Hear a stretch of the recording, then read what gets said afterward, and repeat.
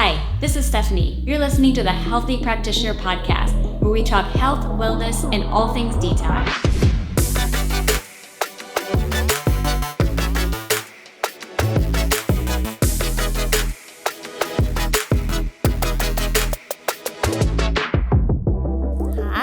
Hi, Steph. Welcome to the Healthy Practitioner podcast. This is episode number 3. Amazing. And today I have my dear friend, Kristi Norman, in the studio with me. Hi, Kristi. Hi, Steph. How are you? I'm great. Oh my gosh, I'm so excited to do this. I wanted to get you on because you're like, to me, the hormone whisperer. And it's just a very great compliment to what I offer my clients. So I know that this episode will be full of a lot of nuggets. So first off, will you introduce yourself and your career of how you got into what you're doing? Sure. So like Steph said, my name is Kristi Norman, and similar to, I think, a lot of our stories, we have this really interesting evolution of how we come to the work that we do. And mine is similar. And I was 18 years old when I started really paying attention to my cycle and tracking my period and trying to find information about how to do that naturally. And then fast forward many, many years, I became a massage therapist after being an elementary school teacher for 6 years. And while I was a massage therapist, I started to learn about Maya abdominal therapy, and also became really interested in becoming a doula as well. And so during my Maya abdominal therapy training, I started learning deep dive about hormones, the menstrual cycle, the seasons and phases of the cycle, and that really ignited a passion for this work. And in me, but not only in me, but also sharing it with other women. And out of that, I created my own courses and taught one-on-one when clients were with me in healing sessions and massage sessions, and have just been doing that work ever since. And I will just add that I found this work at the time when I was starting to really have a lot of, like, I would say very early perimenopausal symptoms in my mid-30s, and noticing that I needed, like, I felt crazy in my cycle, and I knew that there could be a better way to work with my cycle that wasn't just like ignoring my period until it arrived and pretending that the luteal phase and all of the associated quote unquote PMS symptoms were normal, because some of them are normal, as we'll talk about, and some you can shift. And that was very eye-opening for me. Oh my gosh, I love that. There's so much to unpack there. You know, just one, at 18, just tracking your cycles. I feel like we're never taught that. We're never taught in sex ed even, like, we just know that our menstrual cycles exist, but we don't know about the phases and seasons. And, you know, I have 60-year-old women that say, what is a luteal phase, or what does this even mean to me? So I think, like, having that knowledge and awareness when you were young has, like, really been helpful for you and your patients. Yeah, it absolutely has. And I will say, when I was 18, 19, I didn't know the phases of the cycle at that point, but I could feel the ebbs and flows, and I knew that there was something to what I was experiencing at that time. And also, especially at that time, learning that we aren't fertile through the entire cycle. We're fertile for 5 or 6 days, maybe. Yes. And just beginning to track that naturally. That's great. You know, because I think a lot of times when I hear high schoolers that go on the pill, birth control, because they want to prevent pregnancy, I don't think they really understand their full cycles or implications of that. And I do want to talk about, like, just because we're starting there at the teenage years, when we start, you know, going through our full hormonal shift, symptoms that high school or teenagers typically get. And now I'm saying high school, but really it's starting younger and younger, right?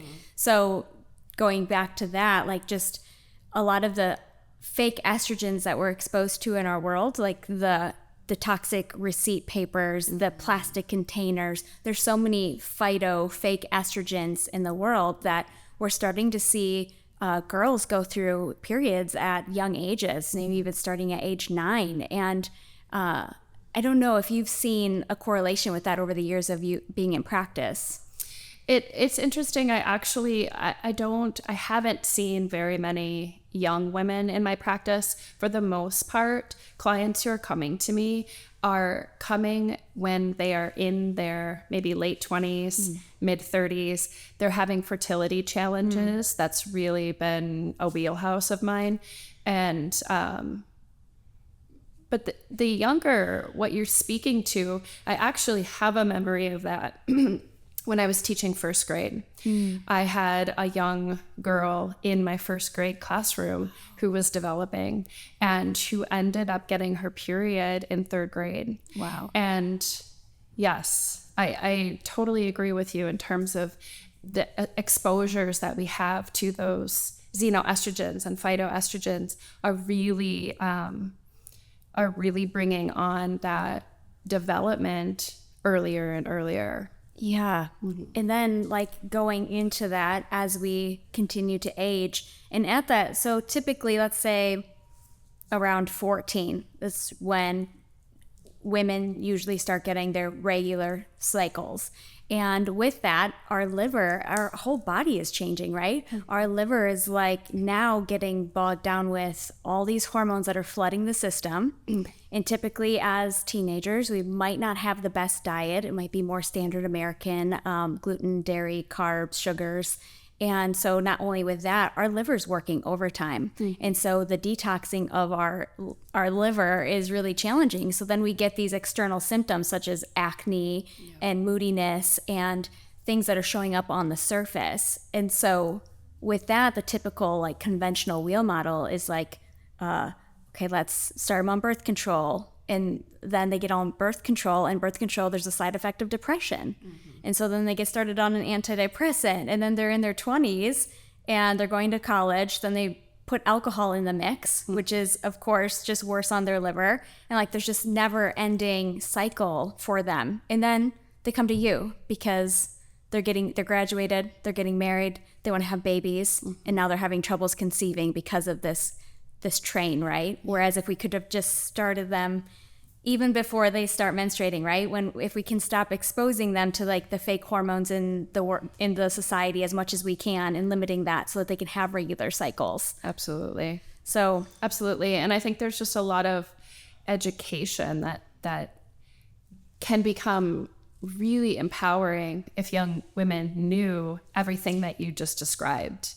And I feel like that's where the integrative approach, the approach that you take, can really pick up and guide women in a different direction. So I'm really curious about that in terms of, because you just described like the conventional Western model of how things are done. Oh, you have a symptom, here's the pill. What if a young woman approaches you with acne, for example, or with painful periods or something like that? Like, how is your approach different?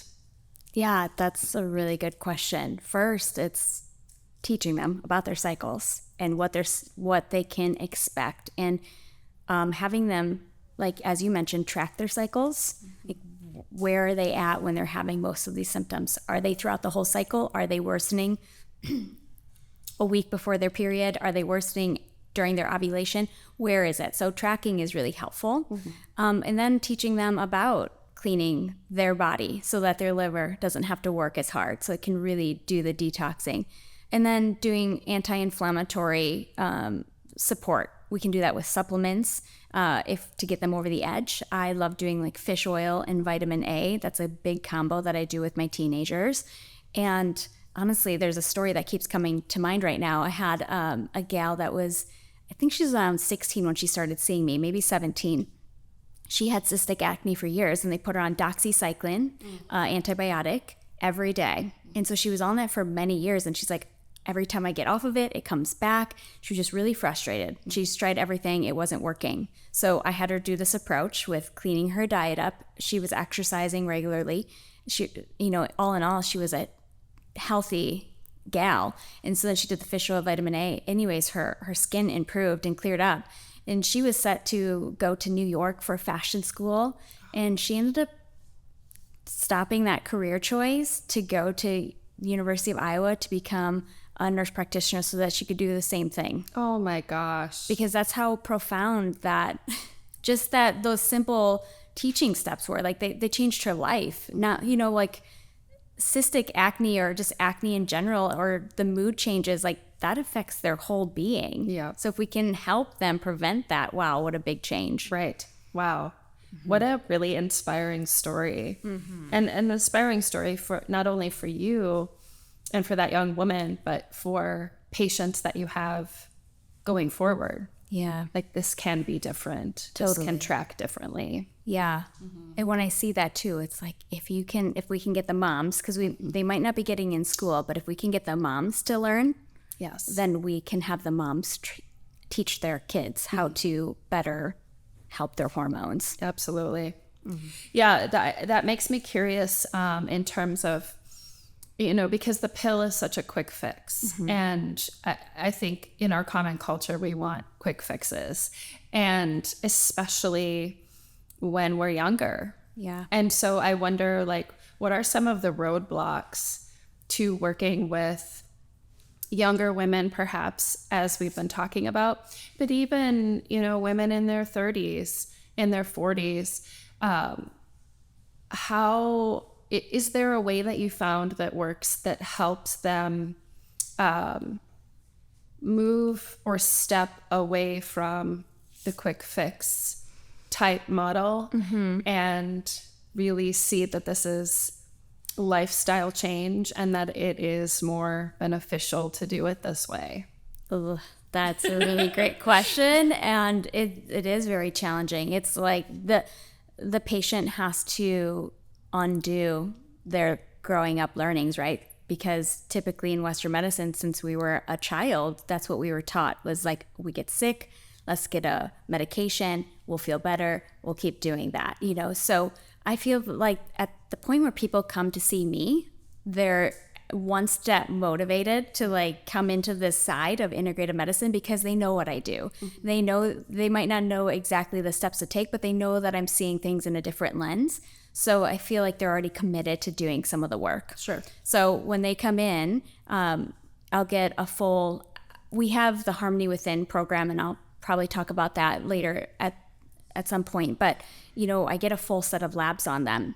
And by just doing the broad set, looking at their thyroid, their cortisol, their sex hormones, their inflammation, I get a really good picture of what their body's doing. So then I can give them supplement-based support, nutritional advice, and then I give them a plan of care, which they have to be proactive to take charge of that. But they notice changes so immediately mm-hmm. that they're like, oh, okay, what is this? I'm feeling different. I'm going to keep doing it. So that in itself makes them motivated, where typically conventional medicine might not have those answers for them. They run a basic CBC and say, well, you look okay. Mm-hmm. And they're like, but I'm not feeling okay. What can you do for me, Western medicine? And they might say, well, here's an antidepressant because you're seemingly under, your mood is low, and it's never that fix. So sure. Yeah, that's a great question. Yeah. I was going to ask you about, and this is maybe a good time to do that, about the differences in labs from conventional Western medicine and compared to what you do, because I remember, quite a few years ago having a really in-depth lab panel done with you for the first time ever.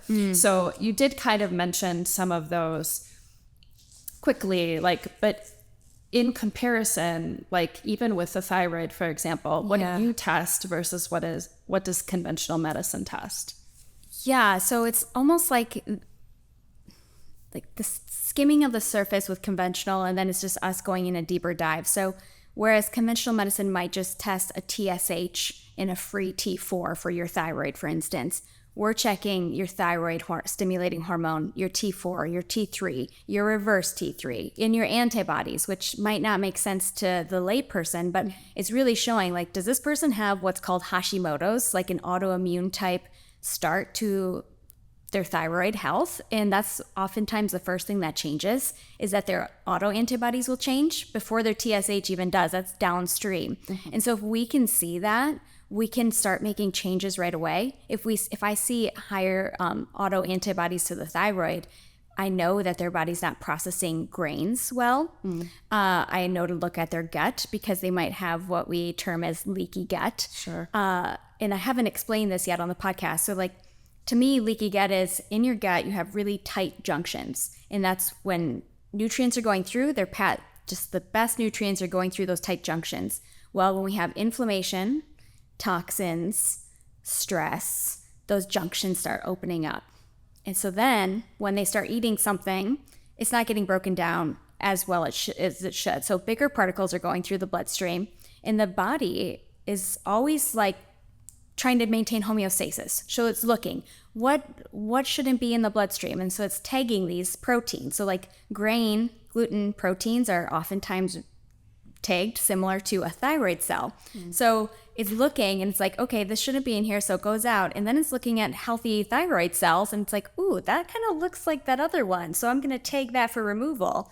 So then all of a sudden our healthy cells are starting to get seen as foreign by our body and get removed. And so it's like, how can we tighten up our gut, leaky gut, our junctions, so that those things aren't going through, so that we can start healing ourselves from the inside out? Sure. So that's just the one, thyroid. But then like looking at cortisol levels, because a lot of people have adrenal fatigue. And if you want to talk about that later, we can. I look at sex hormones, progesterone, estrogen, testosterone, DHEA, which helps not only cortisol, but the sex hormones. And I do those on, typically for a menstruating woman, we do it between days 19 to 21 of their cycle. They're in the luteal phase, and it helps me really see how both their estrogen and progesterone are doing alone and with each other as partners, because our hormones are always trying to stay in balance with one another. Sure. So there's vitamin D tests that we do, iron, ferritin, always really good markers to get on ladies. Fibrinogen shows me, like, is your blood thick and sticky? Do you have inflammation? There's just so many markers that we can easily do, and that's what we do in integrative medicine. I love that. And all of those, in some way, because we know that everything is connected in our bodies, they can show up symptomatically in our cycles as well. So like, and correct me if I'm wrong, but some of the things I've learned is like with hypothyroid, for example, you can have a really light period. And with iron levels, some of the different iron levels, you can have a really heavy period. And so you can see those symptoms, and maybe a woman can think this is just my norm, right, when actually something else is going on in the system. Yeah, no, that is, they all play a part, like you mentioned, and like the iron levels, and just seeing like, do they have enough ferritin in their body, an iron measure, to like get them through a heavy period? Or is their fibrinogen high, which means like thick and sticky blood? Are they having a lot of clots? So I mean, a lot of times, again, our cycles can show us what's going on in our body in alternative ways. So yes, it all plays a part with one another. Sure. That's, yeah, so interesting. I'm curious, I've read this, and I feel like I learned this in various anatomy and physiology classes and things like that, but they say that hormones drive 500 or more processes in the body. And I'm just curious if that sparks anything for you, or if you want to talk about any of those processes. I know we have a little, but that just, it's pretty mind-blowing to me. It is. Yeah. At least 500. I mean, that's so much. It's almost like in my brain, I like visualize a clock and like the dials that are turning and everything working. It's not only the hormones, but the organs that they originate from, they have like these feedback mechanisms where like one hormone is getting surged in the body, and with homeostasis, the organ's like, okay, stop producing that hormone's there, it's working, it's enough, and then once it is diminished, then it will open up to start like, so everything, not only our hormones are what are helping our body run and maintain homeostasis, but our organs that are involved with maintaining them are doing just as much. So really that is amazing, but looking at the whole body is even more amazing. Our adrenals, which sit on top of our kidneys, they're responsible for producing cortisol, but they're also responsible for some neurotransmitter functions. They help maintain our blood pressure. So again, looking at all of those intrinsic factors, it's really, our bodies are amazing. Are so amazing. And it feels so complex, and I can see where it would be very overwhelming for a patient to try to piece these things together on their own. And so I know that some of the feedback that you've gotten with the Harmony Within program after this first round and, moving into the second round is that it really feels like it's filling a gap in women's healthcare. And I can see, with the complexity of the lab panels that you draw and even just the educational pieces involved with Harmony Within, it feels like this is something that's missing for a lot of women in their healthcare, and especially if they're still seeing a Western conventional doctor. Yeah. And so I wonder I guess I don't know what my question is, but maybe it's a compliment actually. Thank you. That Harmony Within is filling that gap for a lot of women. I feel that there's a lot of women that come to me and they're like, I've been to my OB/GYN, I do everything that I'm supposed to do. I go to my yearly physicals, I do all of this, and yet I just don't feel well. So, there's a time and place for conventional medicine, like going and getting your scheduled PAP if that is what is needed to be done, and, like cadences. Preventative medicine's important to me. But again, preventative means like looking at what you're getting exposed to now to prevent something more serious in the future. Sure. There's a couple different ways I could take this, but just like fibrocystic breasts are a very common finding for women that it's just like, oh, that's normal, but it's not. Fibrocystic breasts are a sign of low progesterone. And so, we say that it's normal, and then we know that breast cancers tend to be the result of higher estrogen levels. So when we have low progesterone, we typically have higher estrogen. We have these fibrocystic breasts. We go in and get mammograms because we're told that we should. And then they find, well, there might be a suspicious lesion. Again, fibrocystic breast, it's hard to see. So then they do an ultrasound. And still iffy, so then they do a biopsy. Breast cancer is one of the most over-treated cancers that there are. And I'm not saying that it shouldn't be done and we shouldn't be tested, but it's really looking at the limitations of testing. And what if we really figured out our hormones first, so that when we did these screenings, that they would be really accurate, and then they would help us so that we don't have to just think of all of the stress our mind has to go through, even questioning a potential or even having a scare. Absolutely. So anyways, it's just, there's that. So I'm like with the Harmony Within, I really wanted to, it's a 12-week program. I do at least 6 educational trainings. The women just bring their questions and ask all the questions. A lot of them have the similar questions, which I've found, which is really beautiful because we're just helping each other. Absolutely. And then it's giving them like the pieces to help themselves. We don't have to rely on someone else from the external world. And that's what I'm trying to teach. It's my mission in life, is to empower patients to take control of their health. And they get to make the best decisions for them. There's 100 million tools in the toolbox that they can choose from, conventional, integrative, whatever they want. So then they have to ultimately choose what feels best for them, because they are not an algorithm. It's not a cookie cutter approach. Absolutely.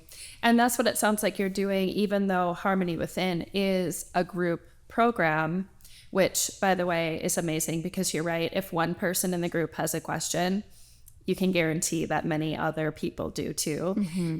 But there is an individual component to it as well. Do you want to speak to that a little bit? Yeah. So, I mean, I have the first round that I had, I've had ranges from 26-year-old to maybe 76-year-old. Mm-hmm. So a big range, right? And at the beginning they asked like, oh, is this for me? Am I too old? Am I too young? And really there's so much common ground in the basis of everything, not even health and wellness, but when you work in the integrative field, it's like, okay, what are our essentials? Mm-hmm. Like, are we toxins, emotions, insulin regulation? All of that stuff can be helped no matter how old you are. Mm-hmm. And, speaking on that, I do an independent view of each person's labs, and I give them a recording of that so that it is very individualized to them.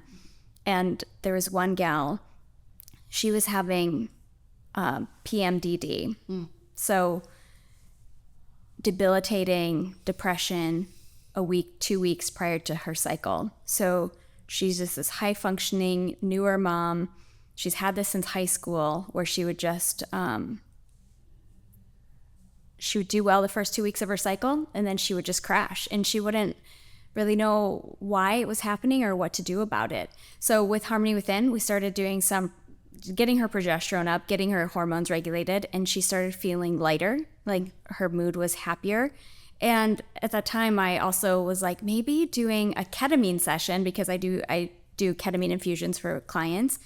Maybe doing that a couple days before you get into the burn week, as you all mentioned, that might help. Because, I mean, again, before this, she was in bed. She didn't want to get off her couch. So we did a session, and I had to go to Texas. This was just a couple of weeks ago. I had to go to Texas for a meeting, and I get a message when I'm there saying, wow, I feel like a normal human. I'm happy. I'm functioning. I can't believe this. Wow. Thank you. And can I do it before my next cycle just to see? And I'm like, yes, of course. Yes. So amazing. That is amazing. So anyways, it's just for 10 years, this gal has been suffering. Mm-hmm. And that's what got me into this in the beginning, was that I was seeing a woman that was menopausal, and she came to me and she was having these night sweats, drenching night sweats every night. And she was told that she was just depressed or something, nothing physical. And it was ruining her life. Yeah. It's like, wow, this isn't a hard fix. Right. It's not, it isn't. And so I just want every woman to have this information and education so that they can just do the things. Yeah. I love that. And I love how you bridge her, the young woman in Harmony Within, her individual lab panel, focusing on her hormones, and then bridge that with ketamine, which is such a beautiful other modality that you offer as well. Yeah. And I think I want to just kind of bridge you in here too, because you taught one of the classes with Harmony Within. I like having other wisdom. I don't have all the answers, but I have really smart friends and colleagues. And you taught a lesson about like the cycles and what are the most important keys to look at throughout your cycle. And I got so much positive feedback from that. Oh, great. And so I would love if you wanted to just kind of share with the listeners, like the kind of the high levels of your cycle, and so that they can start, like what is day one of your cycle to start tracking, and what can you expect in the cycle stages? Sure. Yeah, I'd love to. So with the cycle seasons and phases, as you know, there are various ways that we can label them.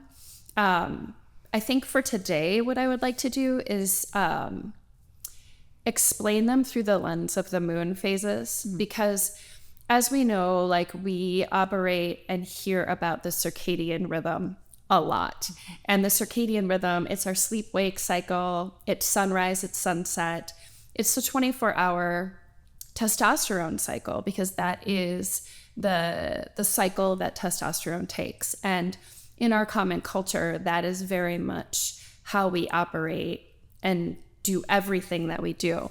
But there's also an infradian cycle as well, and that is the moon cycle. That's the cycle, the 30-day-ish, 28-day-ish moon cycle. And that is the cycle that we follow with our hormones, our female hormones, and our period.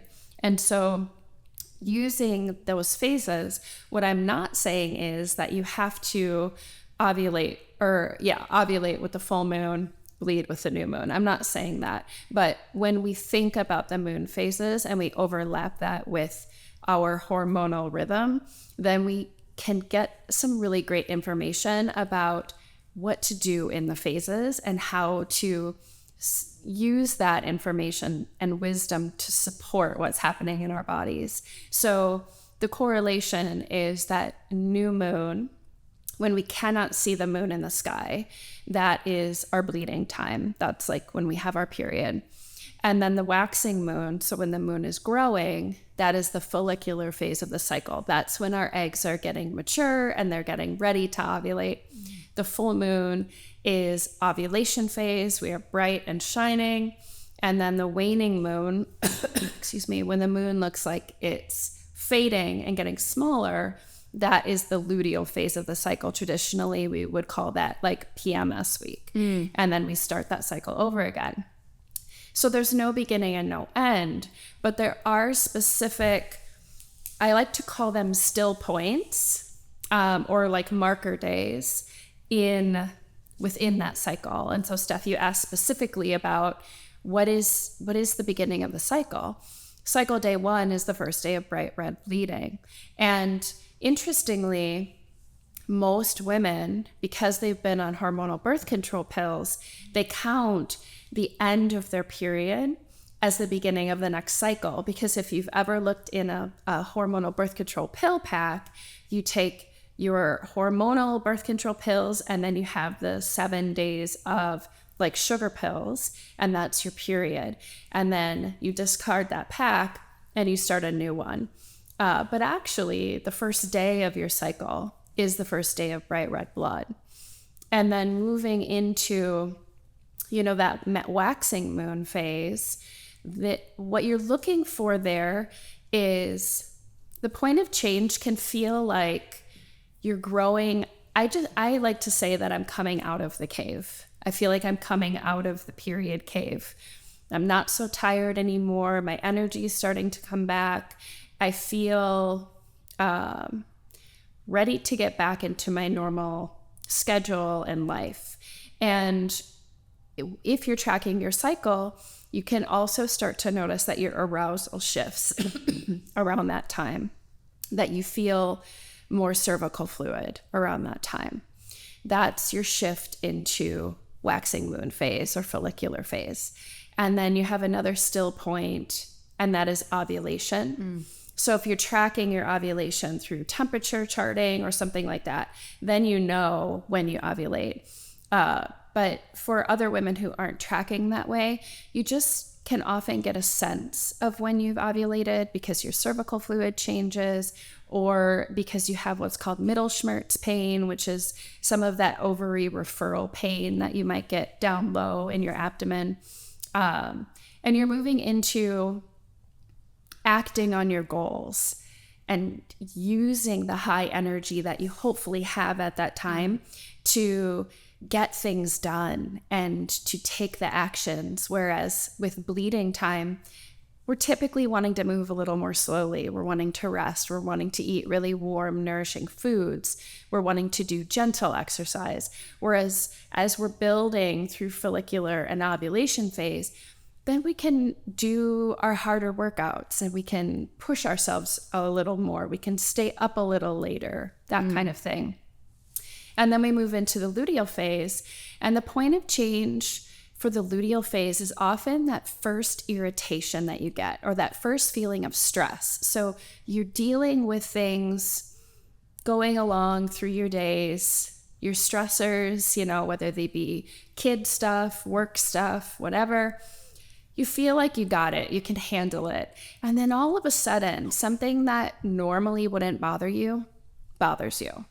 And you feel a bit stressed, or you feel irritated, you snap at your partner or your friend or your child. That's often how women know that they're moving into the luteal phase. And the luteal phase, it can be, especially in the beginning, a very productive phase. It can be, especially if you know how to work with it, a time where you're tying up loose ends, you're getting your projects done, you have that energy of completion. And then you move into the lower half of the luteal phase where you're starting to get closer to your period. Your body might feel like it needs a little more rest, like it can't do the workouts that you could do a few days ago, that you feel a little more creaky or achy. And it's really that signal to like make sure that you're taking things off your plate and let things go because you're about to bleed. And then we repeat.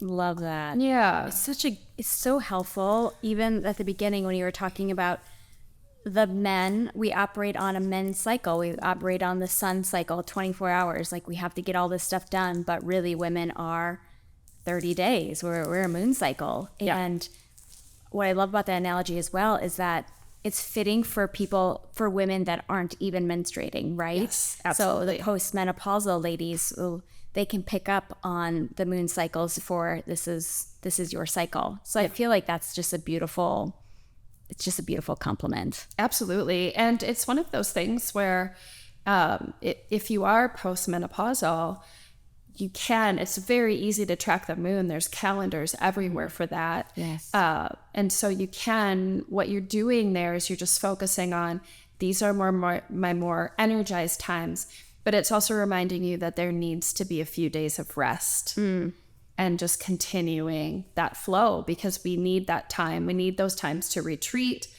to meditate, to vision, to reassess our goals, and then we want to grow forward and take action on those things. Totally. And the way that you're even mentioning it, like exercising lighter versus harder. And we don't do that in Western medicine society, or Western medicine, but Western society. We don't do that. We're just like, go, go, go. Yeah. Doesn't matter when it is. We're going to go and get our cardio in, and like honoring our resting time. And if we have the ability, like when we are day one bleeding, what can we do for those couple days to rest, relax, rejuvenate? Exactly. And I know that you mentioned this before to me, like the follicular phase of your cycle is the best time to like go shopping for new clothes, to get your hair done because you're feeling better, and brighter. And so I think, again, like knowing your cycle is so important. So I think like the simplest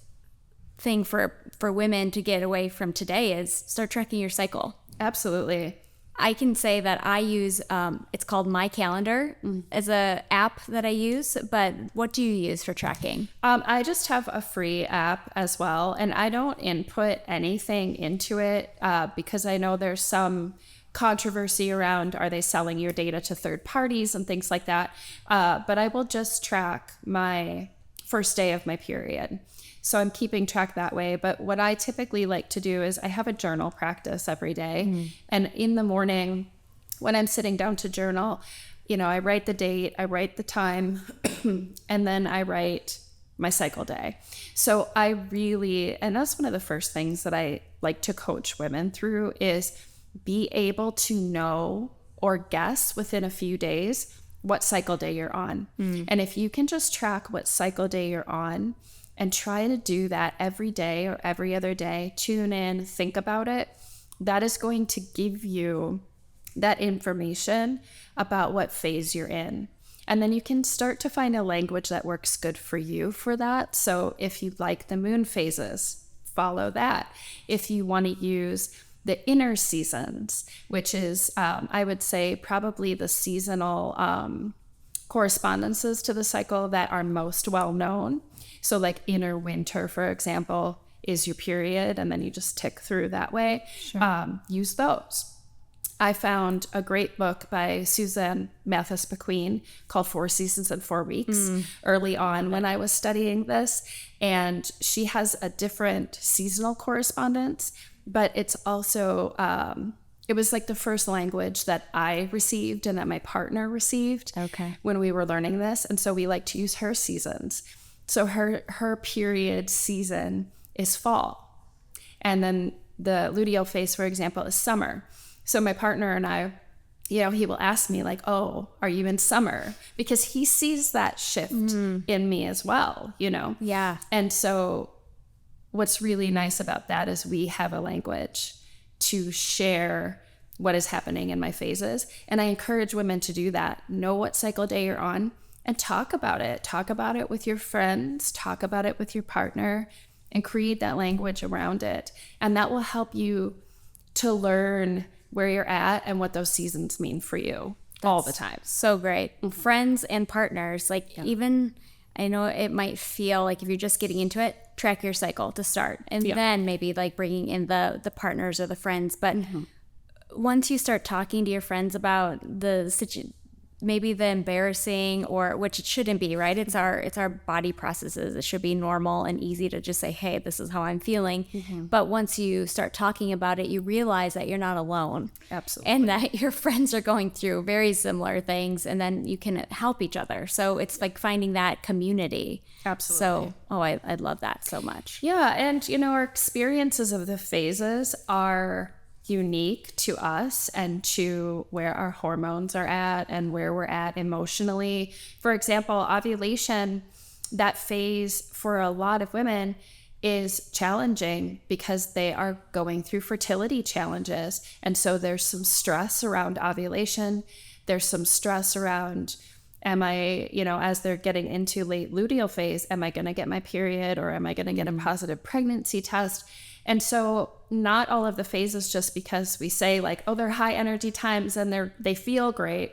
They don't always feel great. Yeah. For everyone, depending on what their hormonal situation is like, what their environmental or emotional situations are like as well. Yeah. Let's just talk about that for a minute, because there are so many women that see us for fertility help. And I always wish that they'd come years prior, right? And before, when we just started knowing each other, I think we created a fertile ground. Yes. It was so great. It never really reached where we wanted it to, but it was very much this basis of what we're doing now, which is beautiful, right?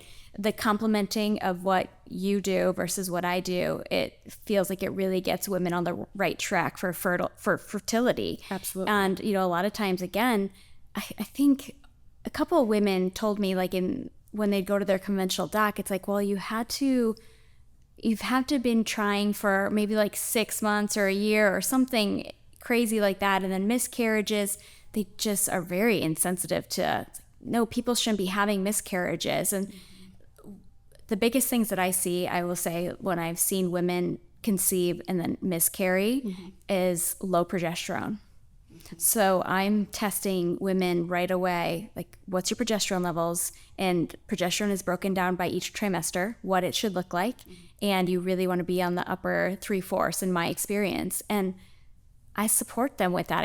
We supplement it. They might be getting it intravaginally, orally, topically, but that's something I see a lot of times with my Amish clients as well, because I know we both work with a lot of Amish. But simple things like that to prevent something so devastating, right? Absolutely. So talk more about what you do with your fertility coaching and training with your patients. Sure. So the main approach that I take with fertility clients is through Maya abdominal therapy. So that's specialized massage of the belly, the back, and the hips, essentially. And it's non-invasive. It's very relaxing. And what we're doing is we're assessing the position of the uterus to make sure that the uterus is in proper position. Because I don't have a percentage to give you, but for many women, if the uterus is out of position, it can cause symptoms, and it can cause not only fertility challenges, but also painful periods, issues with digestion, just different things like that. And with fertility, we want to make sure that all of the flows in the body, we call them, are moving the way they should. So blood flow, lymphatic flow, energy flow, nervous system flow. We want to make sure the signals from the brain are getting where they need to go. That's only going to help essentially the balance or homeostasis of the body. And so my approach is the belief that when we can give the body what it needs, it will balance the hormones naturally. Yes. And I feel like that's so much your approach too. And sometimes that's in the form of supplementation or vitamin D injections or whatever. So essentially we're doing a very similar thing. Yes. And what I really love about my abdominal therapy is that there is a specialized self-care massage that I teach all of my clients. And that is like their homework. They do that at home in between sessions.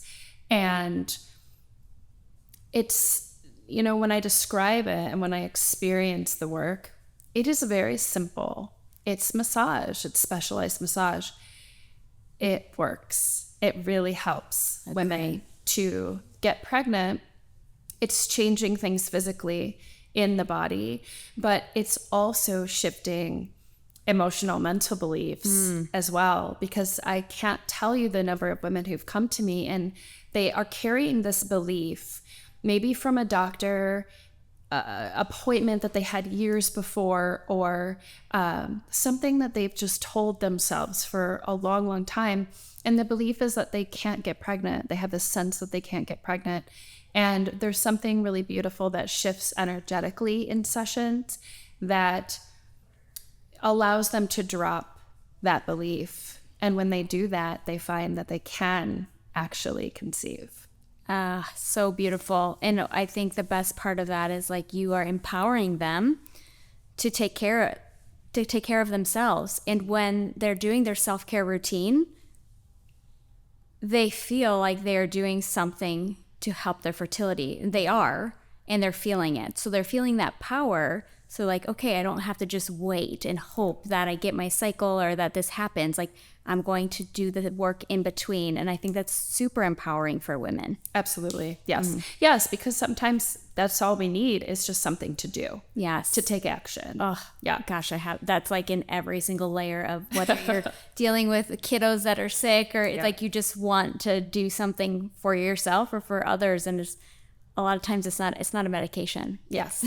It's the waiting and relaxing and decreasing the stress hormones in your body. And when I'm looking at, fertility as well, there's a lot of PCOS, endometriosis, that hasn't been as prominent as it is in today's world. Absolutely. And so again, addressing the hormones with supplementation while they're opening up their lymphatics and their blood flow and doing their own self-care and easing their stress, it's like a magic combo. Absolutely. And that's what I was going to say. Like, I will often refer to you 100%. Or to Maggie here when there is something, we're making some change, but it's not quite where we want things to be. Yes. Yes. Dual. Yeah. Oh my gosh. So good. I love it. Okay. I'm trying to think if there's anything else that I want to ask you. Same. I think a good thing just to talk about while we're talking about fertility and that signs of low progesterone. Oh, yes. And maybe high estrogen, but fertility issues can be a sign of low progesterone. Like I mentioned earlier, fibrocystic breasts, anxiety, insomnia, headaches. There are a lot of women that suffer with headaches, and a lot of times it's looking at their cycle and adjusting their hormones. Sure. PMS symptoms, progesterone is very calming. So when we're deficient in it, we can get depressed or anxious or angry. Heavy bleeding can be a result of that. And then with low estrogen, which is not as common, but it does when women are transitioning from perimenopause to menopause, we can have drops in all hormone levels. So low estrogen can be hot flashes, night sweats, decreased libido, vaginal dryness. That's probably one of the most talked about. Well, not talked about. When I ask, vaginal dryness is one of the most symptomatic. And so typically I'll compound a estrogen suppository for women that can help just like loosen up the lining. Recurrent UTIs, unexplained weight gain. Those are some symptoms that often occur because of low estrogen. So again, like you mentioned earlier, over 500 processes are in regards to hormones in the body. So just testing and not guessing and looking and then treating appropriately is so helpful. Absolutely. Well, thank you so much for coming today. Thank you.